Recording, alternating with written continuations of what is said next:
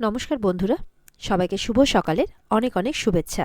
তোমাদের পছন্দের ধারাবাহিক অনুরাগের ছোঁয়ার আজকের পর্বের রিভিউ নিয়ে আমি পৌঁছে গেছি তোমাদের সামনে। বাংলা সিরিয়াল সমাচারে তোমাদের সবাইকে স্বাগত জানিয়ে আজকের পর্বের রিভিউ আমি শুরু করছি। শুরুতেই তো আমরা দেখতে পাচ্ছি যে দীপা তো একদম পুরোপুরি না বলে দেয় যে এই বিয়ে সে মানে না, সে কিছুতেই বরণ করবে না। এরপর তো উর্মি বরণ করতে যাচ্ছে, তখন সূর্য বলছে, দাঁড়াও উর্মি, মা থাকতে তুমি বরণ করবে না। তখন দীপা বলছে, এসব আপনি কি বলছেন? বিয়েটা হয়ে গেছে ঠিক আছে, কিন্তু আপনি চিন্তা করবেন না, আমি সব কিছু ঠিক করে দেব। সূর্য বলছে, তুমি আর কি ঠিক করবে? যা হওয়ার তো হয়ে গেছে, যাও গিয়ে বরণটা করো। এরপরে সোনা কি করছে, উর্মির কাছ থেকে বরণের থালাটা নিয়ে দীপাকে দিচ্ছে, বলে, নিন মিসেস দীপা সেনগুপ্ত, এভাবে বলছে। দীপাও তখন চিৎকার করে বলছে, সোনা। এরপরে দীপা বারবার সূর্যের দিকে তাকাচ্ছে। সূর্যও বলছে, যাও দীপা, গিয়ে বরণটা করো। বাধ্য হয়ে দীপা বরণ করতে যায়। এরপরে ছেলেটি কত চালাক, যখন মেয়েটির বাঁদিকে দাঁড়িয়ে আছে সোনার, বলছে যে দাঁড়ান মা, এই বলে ডান দিকে যায়। বলে, শাস্ত্রমতে ছেলেদের বাঁদিকে মেয়েদেরকে থাকতে হয়। এই বলে বলে, এবার বরণটা করুন। এবার দীপা বরণ করছে অনিচ্ছা থাকা সত্ত্বেও। আর সোনা এরকম রেগে রেগে দীপার দিকে তাকিয়ে আছে। দীপা মনে মনে বলছে যে, মন বলছে যে খুব একটা বড় বিপদ হয়ে গেল, মন বলছে। আর রূপা বলছে মনে মনে যে এটা কিন্তু ঠিক হলো না। আমি যতক্ষণ না বুঝছি যে সোনার জীবনে সবকিছু ঠিক আছে, আমি অন্য কিচ্ছু আর ভাববো না। দীপা বলছে, নিজের জেদে নিজের এত বড় ক্ষতি করে দিলি? সোনা বলছে, আরে আশ্চর্য কথা বলছেন তো, আমি রুডিকে নিজের ইচ্ছেতে বিয়ে করেছি, এতেও আপনার আপত্তি? সবসময় নেগেটিভ কথাবার্তা। তোমাদের কোনো দায়ভার নিতে হবে না। আমি রুডিকে বিশ্বাস করেছি, নিজের মা আর বোনের চেয়ে বেশি বিশ্বাস করেছি। তাই এর যদি কোনো মাসুল গুনতে হয় আমি নিজে গুনবো, তোমাদেরকে বলতে আসবো না। বলছে, শুধু এইটুকু জেনে রাখো, আমি এটা প্রমাণ করতে পেরেছি যে তুমি আমার না, রূপার মা। তাই আজকের পর থেকে তুমি আমার ব্যাপারে নাক গলাবে না।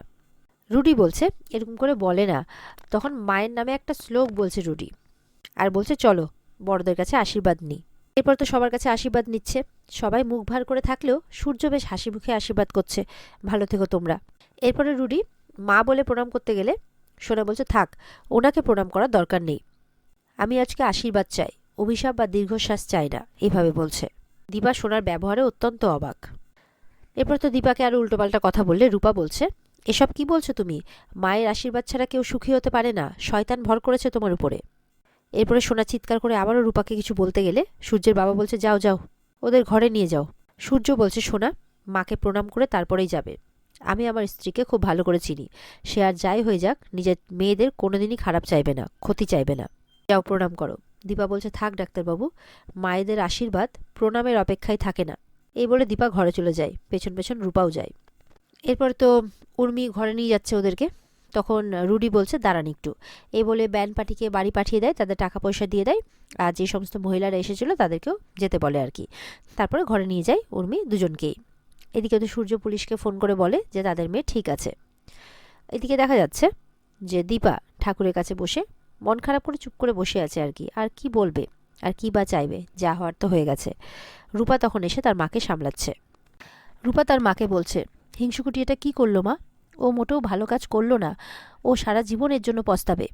তখন দিবা বলছে, আর কি করার আছে বলতো, আর কি করতে পারি আমি এখন? কি করে আমরা এখন ওকে বাঁচাবো? তারপর রূপাকে বলছে, তোর সাথে কিছু কথা আছে, দাঁড়া। বলছে, দেখ, সবাই কিন্তু সবার মতো করে বাঁচছে, সবাই কিন্তু সবারটা ঠিক বুঝে নিচ্ছে, তাই এবার তোরও উচিত তোর দিকটা বুঝে নেওয়ার। আমি জানি যে তুই আর কৃষ্ণ একে অপরকে খুব ভালোবাসিস। রূপা বলছে, এখন থাক মা এসব কথা। বলে, না, আজকে জানিস, এই যে তুই যদি তোর ভালোবাসা নিয়ে স্বার্থপরতা দেখাতিস, তাহলে এরকম দিনটা দেখতে হতো না, এই জিনিসগুলো ঘটতো না। আমিও সবাইকে ভালোবেসেছি, ভালোবেসে সারা জীবনটা উজাড় করে দিয়েছি। ভালোবাসা অপরাধ নয়। তাই বলছি, তুই তোর ভালোবাসাকে বুঝে নে, তুই কৃষ্ণর কাছে যা। তখন রূপা বলছে, না মা, পরিবারের এই সিচুয়েশানে পরিবারকে ফেলে আমি এই সব কথা কিছুতেই ভাবতে পারবো না। এই বলে রূপা চলে যায়। যাওয়ার আগে বলে যায় যে রুডি ছেলেটা কে তার সত্যিটা আমি বের করেই ছাড়বো, আমাকে কৃষ্ণর কাছে যেতেই হবে, এক্ষুনি যেতে হবে। এই বলে বেরিয়ে পড়ে। এরপরে এই মেয়ে জামাই মানে সোনা আর সোনার বর যখন উপরে যাচ্ছে, তখন হঠাৎ করে লাবণ্য ছবির দিকে চোখ যায় এই ছেলেটির মানে রুডির। দেখতে থাকে অনেকক্ষণ থেকে। বলছে, দ্য গ্রেট লাবণ্য সেনগুপ্ত, প্রয়াত লাবণ্য সেনগুপ্ত, এইভাবে বলছে। সবাই তো অবাক। তখন সোনা বলছে, তুমি চেনো আমার দিদিভাইকে? কই, তুমি তো বললে তুমি তো আমাকে চেনো না, তাহলে দিদিভাইকে কি করে চেনো? এবার ছেলেটি আমতা আমতা করতে থাকে।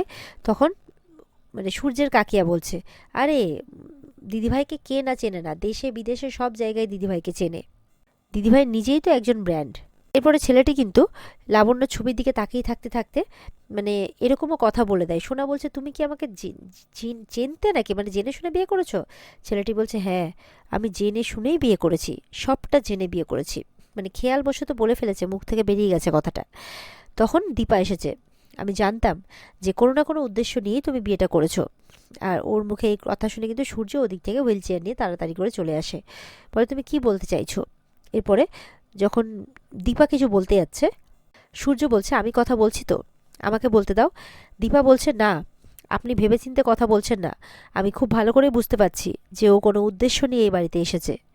এরপরে সূর্য কিছু বলতে গেলে দীপা বলছে, পরে যদি আপনি জানতে পারেন যে আমি ঠিক ছিলাম আপনি ভুল ছিলেন, তখন কি করবেন? বলছে, তখন মেরে ফেলবে ওই ছেলেটিকে, নিজে হাতে মার্ডার করে দেবো, এরকমভাবে বলছে। দীপা ডাইরেক্ট প্রশ্ন করছে, কে তুমি, কি উদ্দেশ্য নিয়ে বাড়িতে এসেছো? তখন বলছে, মা। বলে, খবরদার, মা ডাকটা আমার কাছে পবিত্র, তাই এই নামে তুমি আমাকে ডাকবে না। ছেলেটি বলছে, তাহলে কি বলবো, মামনি বলবো? দীপা বলছে, আগে প্রশ্নের উত্তর দাও, প্রশ্নকে অন্যদিকে ঘুরিয়ে দেবে না। তুমি কোন উদ্দেশ্য নিয়ে বাড়িতে এসেছো, আর লাবণ্য সেনগুপ্তকে কিভাবে চেনো? ছেলেটি বলছে, ওনার মতো ব্র্যান্ডকে কে না চেনে না, দেশে বিদেশে ওনাকে তো সবাই চেনে। বলে, এই কথাগুলো তো এক্ষুনি কাকিয়া বলল, তার মুখের কথা নিজের মুখে বসাচ্ছ কেন? তুমি কি করে চেনো সেটা বলো। বলে, আরে না না, আমি সেটা করছি না, আমি জানি ওনাকে, আমি চিনি, ছোট থেকে কত কথা শুনে বড় হয়েছি ওনার। রুডি বলছে, অনেকদিন থেকে ইচ্ছে ছিল ওনার সামনে এসে দাঁড়াবো, আজ ওনাকে দেখে আমি অবাক, তাই তো কি বলবো কিছু বুঝে পাচ্ছিলাম না, কারণ আজকে সেই সৌভাগ্যটা আমার হয়েছে, আমি ওনার সামনে এসে দাঁড়াতে পেরেছি। সোনা বলছে, পেয়েছো পেয়েছো উত্তরটা এবার? দীপা কিন্তু সমানে গটগট করে তাকিয়ে আছে ছেলেটার দিকে, পরিষ্কার বুঝতে পারছে ছেলেটার কোনো উদ্দেশ্য আছে। আর ছেলেটিও বুঝতে পারছে যে এই দীপা, ইনি কিন্তু যথেষ্ট শক্ত। তো এই কথাবার্তার মাঝে তো সূর্য এবার দীপাকে চুপ করতে বলে। সূর্য বলছে, এনিওয়ে, আমাকে একটু বেরোতে হবে, কাজ আছে। দীপা বলছে, কোথায় যাচ্ছেন? বলে, আছে, একটা অসম্পূর্ণ কাজকে সম্পূর্ণ করতে হবে, কিন্তু কোথায় যাচ্ছে সেটা বলছে না। জয়কে বলছে, চল, আমাকে নিয়ে চল, এই বলে বেরিয়ে যায়। দীপা তো চিন্তা করছে যে কোথায় গেলেন উনি। এদিকে রূপাও কিন্তু রাস্তায় বেরিয়ে পড়েছে, কৃষ্ণের কাছে যাবে, অটো ধরে রওনা হয়ে যায়। এরপরে দীপা ঠিক করে ওদেরকে এক ঘরে কিছুতেই থাকতে দেবে না, পরিষ্কার বলে দেয় ওদের এক ঘরে থাকা চলবে না, ছেলেটি গেস্ট হাউসে থাকবে। কিন্তু এই সোনা কোনো কথা শোনে না, বলছে, ও আমার হাজবেন্ড, আমরা একসাথেই থাকবো। কিন্তু দীপা পরিষ্কার বলে জানিয়ে দেয় ওরা কিছুতেই এক ঘরে থাকবে না। কিন্তু এই সোনা কিন্তু ছেলেটিকে হাত ধরে টানতে টানতে নিয়ে চলে যায় তার ঘরে। গিয়ে তো দেখছে ওখানে রূপার জামা কাপড়, রূপার জিনিসপত্র। বলে, ওর একটাও কিছু এই ঘরে থাকবে না, সব আমি এই ঘর থেকে বিদায় দিয়ে দেবো, এই বলে সব লাগেজ গুছিয়ে ফেলেছে। ওদিকে সূর্যের কাকিয়া আর উর্মি দুজনেই বলছে যে তোমাদের কিন্তু একসাথে থাকা হবে না, দেখো দীপা অশান্তি করবে, আর এই রোজ রোজ অশান্তি আর ভালো লাগে না, ছেলেটি গেস্ট হাউসে থাকবে। সোনা বলছে, না, আমি ওকে নিয়ে এসেছি বিয়ে করে, আজ থেকে ওর দায়িত্ব আমার, ও এই ঘরেই থাকবে। তখন বলছে, ঠিক আছে, তাহলে তুমি আমাদের সাথে চলে এসো। বলে, ঠিক আছে, আমি আগে একটু কথা বলে নিই ওর সাথে। কাকিয়ারা বলছে, ঠিক আছে, দেরি করো না, এই বলে কাকিয়ারা ঘর থেকে চলে যায়। তখন তো রুটি বলছে, কিছু বলবে সোনা? সোনা বলছে, দাঁড়াও, আগে ওর জিনিসপত্র বিদেই করে আসি, এই বলে রূপা জিনিসপত্র বাইরে নিয়ে যায় আর উপরে সিঁড়ি থেকে নিচে ফেলে দেয়। আর রুডি কিন্তু ঘরে বলছে যে এই পরিবারটাকে নাকি পুরো রাস্তায় বসিয়েই তবেই ছাড়বে, তবেই তার নাকি শান্তি হবে।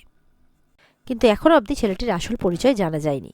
আর এদিকে দীপা কিন্তু যখন দেখলো যে জিনিসপত্রগুলো ছুঁড়ে ফেলে দিল, তখন জিনিসপত্রগুলো দেখছে আর কাঁদছে। বলছে যে, তুই খুব বড় ভুল করছিস সোনা, তোরা দুই বোন দুজনের কাছ থেকে কোনোদিনও আলাদা হতে পারিস না, ভগবানই তোদেরকে আবার মেলাবে, দেখে নিস, তোরা আবার এক হবি। আর এখানে আজকের পর্ব শেষ হয়ে যায়। তো বন্ধুরা, এই ছিল আজকের পর্বের রিভিউ। ভালো লেগে থাকলে অবশ্যই পর্বকে লাইক, কমেন্ট আর আমাদের সাথে জুড়ে থাকতে আমাদের চ্যানেলকে কিন্তু সাবস্ক্রাইব করতে কেউ ভুলবে না। পর্বের বিস্তারিত দেখতে অবশ্যই স্টার জলসার পর্দায় চোখ রাখবে। তাহলে দেখা হচ্ছে আগামীকালকে নতুন পর্বের রিভিউ নিয়ে। ততক্ষণ সবাই ভালো থাকবে, টাটা।